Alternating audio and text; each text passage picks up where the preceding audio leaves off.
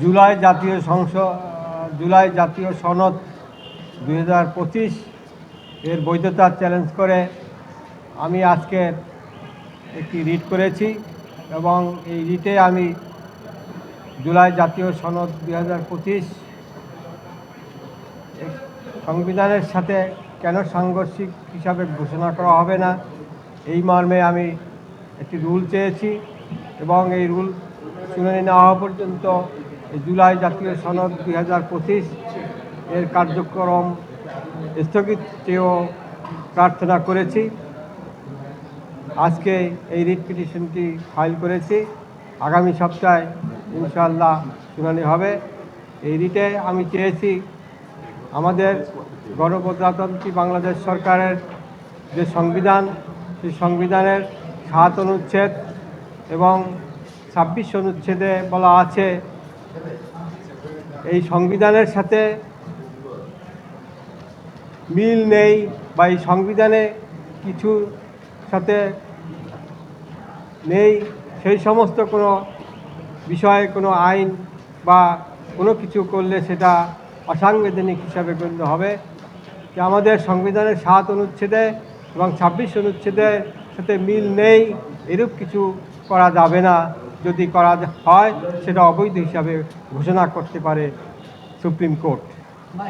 এবং আমাদের সংবিধানে 65 অনুচ্ছেদে 300টি আসনে সরাসরি নির্বাচন, উচ্চকক্ষ বলতে সংবিধানে কিছু নেই। সেখানে 100টি আসনে দলীয় বিবেচনায় নিয়োগ দিয়ে জনগণের অর্থ অপচয় ছাড়া আমরা কিছু মনে করি না। আজকের যে সংবিধানের সাথে সাংঘর্ষিক রেখে যে জুলাই সনদ তৈরি করা হয়েছে সেটা অবৈধ ঘোষণার জন্য আমি এই রিটটি ফাইল করেছি, জনস্বার্থে এই রিটটি ফাইল করেছি।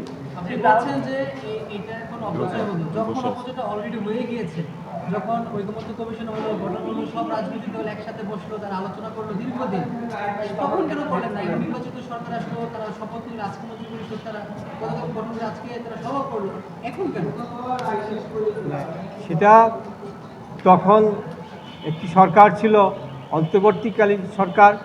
আমাদের সংবিধানে তত্ত্বাবধায়ক সরকার বিধান আছে, জেনারেল ক্লজ অ্যাক্ট এবং উচ্চ আদালতের রায় অনুযায়ী সংবিধানে এখনও তত্ত্বাবধায়ক সরকার বিধান আছে, কিন্তু অন্তর্বর্তীকালীন সরকারের কোনো বিধান সংবিধানে নাই। এ বিষয়ে আমি কিন্তু নির্বাচনের যে তফসিল সেটা বৈধতা চ্যালেঞ্জ করেও একটি রিট করেছিলাম, কিন্তু আদালত থেকে আমি কোনো আদেশ নিতে পারি নাই। আমি শুনানি করেছিলাম, পরবর্তীতে আমি এই রিটটি করেছি। আমি তো জনস্বার্থে একটার পর একটা রিট করে আসছি, সুতরাং এখানে আমার কোনো ডিলে এরূপ কিছু হয়নি। তাহলে কি প্রধান বিচারপতি বৈধ? সচিবালয় করলো যে সুপ্রিম কোর্ট সচিবালয়, এগুলো কি বৈধ? এগুলো তো অন্তর্বর্তীকালীন সরকারই করছে, তারা যাদেরকে বেতন দিচ্ছে গত কয়েক মাস ধরে, ওইগুলো কি বৈধ? আবার আপিল বিভাগ তো রায়ও দিচ্ছে এর পক্ষে, ইন্টারিম গভর্নমেন্টের পক্ষে। ইন্টারিম গভর্নমেন্টের পক্ষে এর কোনো রায় হয় না অ্যাপিলেট ডিভিশন থেকে।